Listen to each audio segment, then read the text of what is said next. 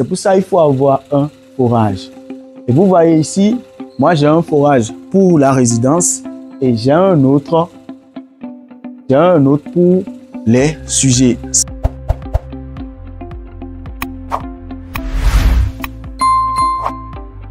Alors les amis, l'élevage de poules pondeuses est très difficile. J'ai eu à faire beaucoup d'erreurs avant de me lancer. Et aujourd'hui, je vais partager avec vous cette erreur que j'ai faite avant de me lancer dans l'élevage de poules pondeuses. Avant de commencer, n'oubliez pas que le site internet leroifermier.com est déjà disponible. Si vous voulez avoir les détails sur nos prestations, nos produits frais, également les détails sur nos différentes formations, sur l'élevage de poules pondeuses, l'élevage de cailles, l'élevage de lapins, etc. Rendez-vous sur le site leroifermier.com et vous allez avoir tous les détails.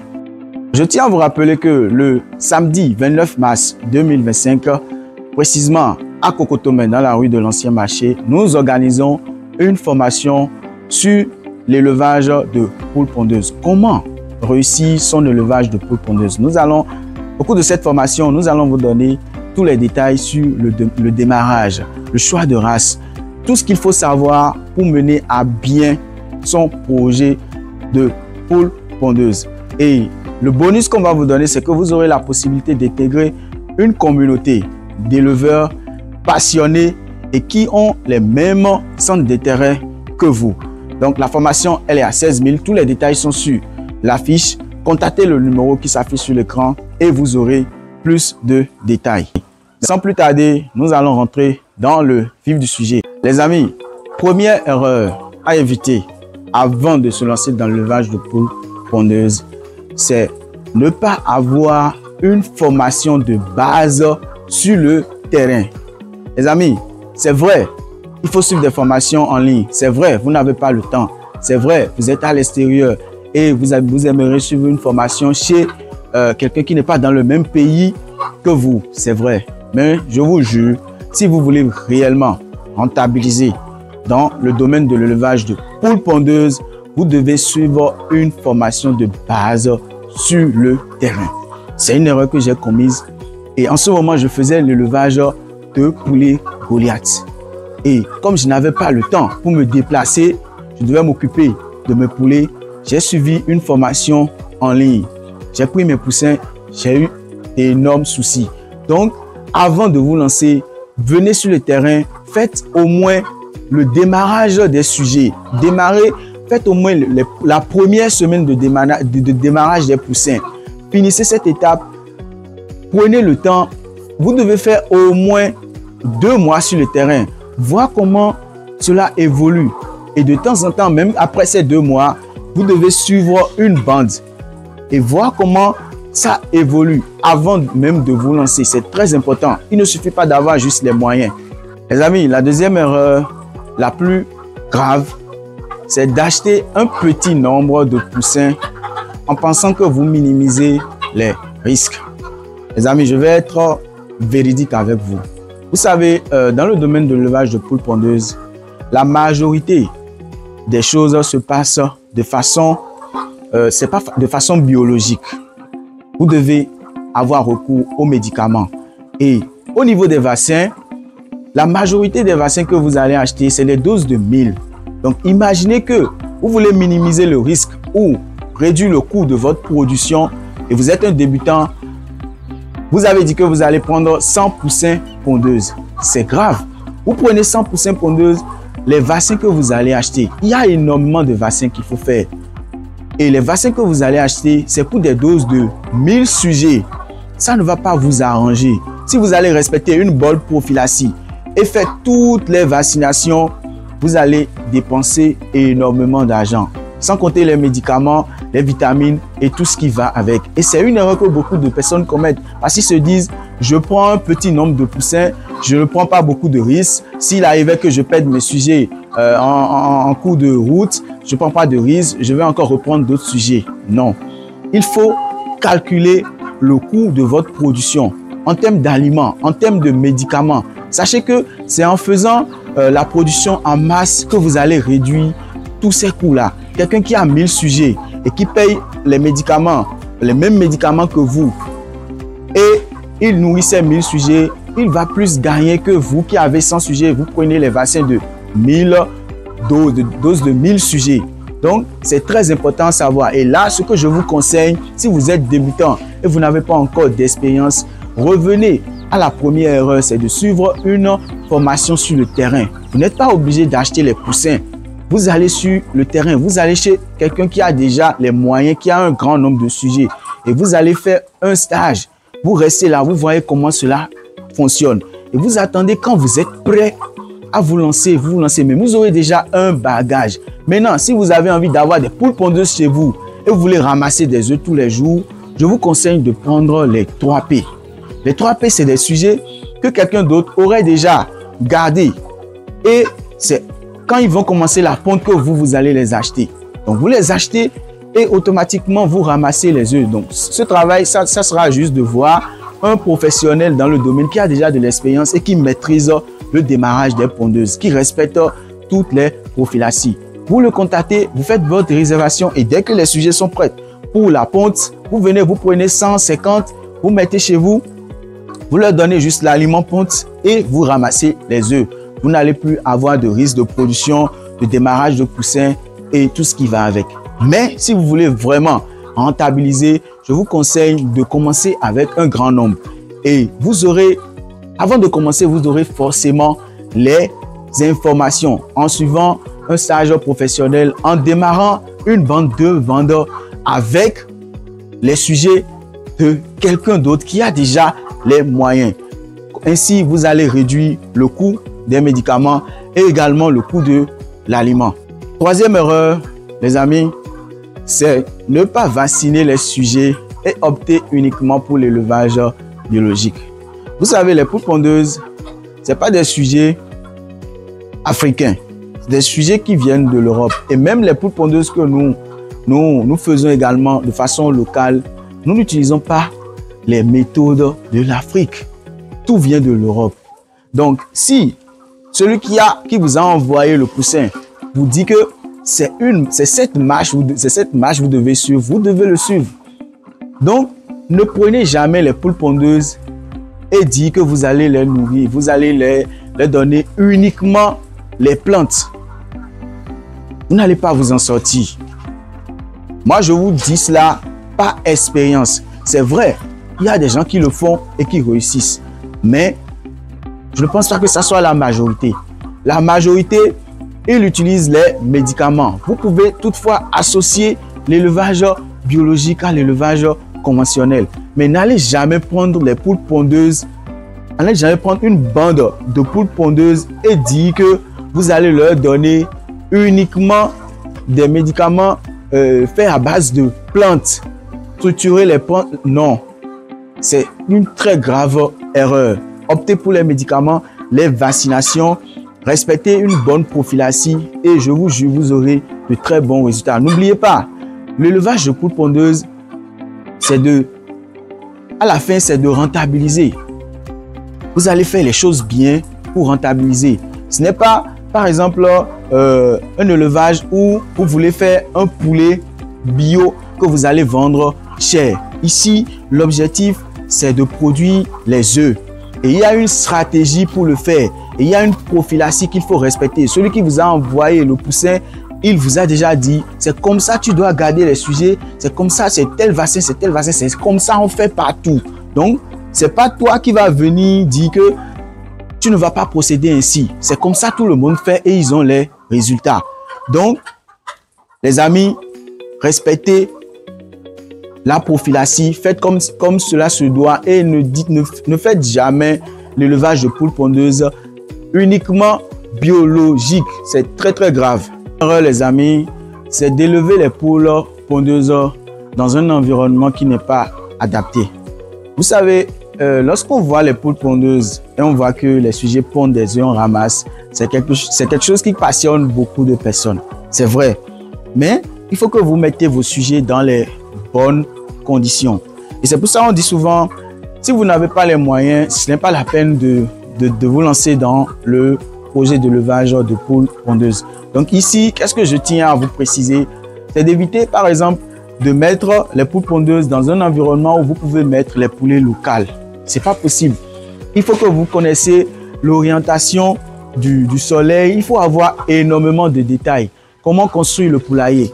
Vous voyez, moi, mon poulailler, par exemple, c'est un poulailler que j'ai construit pour mes sujets Goliath. Mais vous voyez, il y a les poules pondeuses dedans. Avant que je n'amène ces poules pondeuses dedans, j'ai déjà fait une étude. Et j'ai regardé, je suis rentré dans le poulailler. On a fait plusieurs analyses. Et on a regardé si on met les poules pondeuses d'ici, est-ce qu'on aura les résultats? Vous voyez, on a fait tous ces trucs-là. Et je n'utilisais même pas les tétines. Je n'utilisais pas les tétines pour mes sujets Goliath. Je mettais l'eau dans les abreuvoirs. Mais vu le nombre de sujets que j'ai ici et que je dois optimiser l'espace, je suis obligé d'utiliser les tétines pour éviter que les sujets gaspillent l'eau. Et vous voyez, la litière n'est pas mouillée et les conditions sont optimales. Et il y a le vent qui passe. Et les sujets sont dans de bonnes conditions. Vous voyez comment ils se comportent? Ça veut dire que les sujets sont dans de bonnes conditions. Donc, arrêtez de faire l'élevage de poules pondeuses. Arrêtez de mettre vos sujets dans les mauvaises conditions. Si vous n'avez pas les moyens pour construire un poulailler adapté, laissez d'abord. Quand vous serez prêt, vous allez vous lancer. Cinquième erreur ici, je sais que tout le monde ne sera pas d'accord avec moi, mais par expérience, c'est de vouloir préparer soi-même tous les types d'aliments des sujets. Je pense que c'est une grave erreur parce que si vous n'avez pas les machines adaptées, si vous n'avez pas les moyens pour préparer une alimentation de qualité, je vous conseille de préparer une partie de l'aliment et acheter une partie de l'aliment. Surtout si vous êtes un débutant. Parce que c'est vrai, vous allez acheter la matière première, vous allez réduire le coût de production. Mais si vous ne maîtrisez pas les formules, si vous n'avez pas deux nutritionnistes en aliments, spécialistes en aliments de poulet, vous n'allez pas vous en sortir. Et je vous dis, aujourd'hui, actuellement en Afrique, il n'y a pas beaucoup qui maîtrisent les formules alimentaires qui doivent vous donner les bons résultats. Les structures qui font les aliments, ils ont leur secret. Donc, il est très important de ne pas vouloir rester sur toute la chaîne. Donner à César ce qui appartient à César.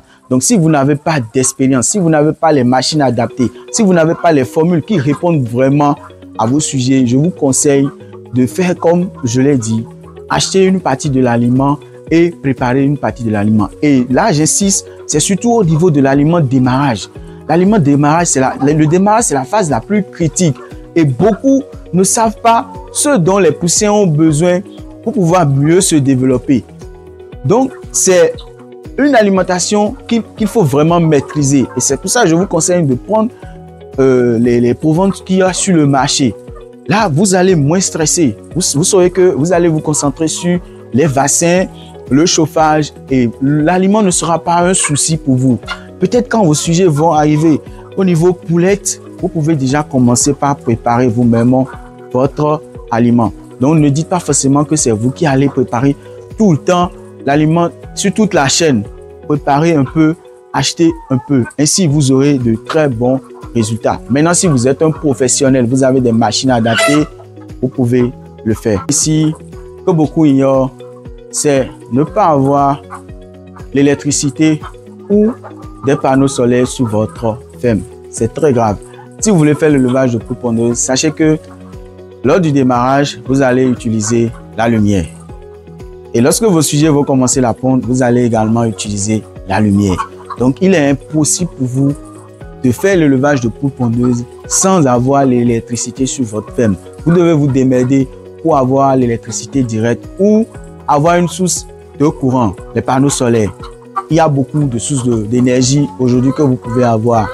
C'est très important. N'attendez même pas d'acheter même les sujets avant de le faire. Ça fait partie des premières choses que vous devez faire avant même de vous lancer dans le domaine de l'élevage de poules pondeuses. Donc, c'est une grave erreur que beaucoup ignorent.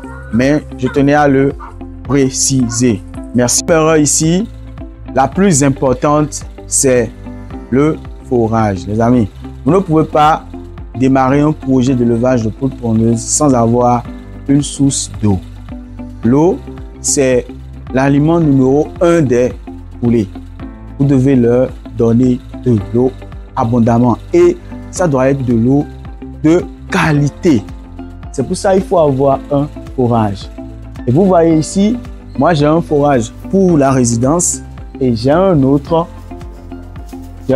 pour les sujets, spécialement pour les poules pondeuses. Et comme je vous l'ai dit, moi, je n'ai pas assez de moyens, mais j'essaie quand même de faire de mon mieux pour optimiser les dépenses, mais aussi mettre mes sujets dans les bonnes conditions.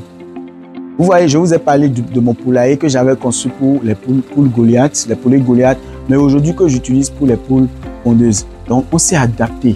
Le forage que vous voyez là, on a fait un système de tétine. Je pense que je vous ai montré dans mes explications précédentes où je vous ai dit comment on procède et les sujets ne font pas le gaspillage d'eau. On n'utilise pas les abreuvoirs malgré que nos sujets soient au sol et ils ne sont pas dans des cages.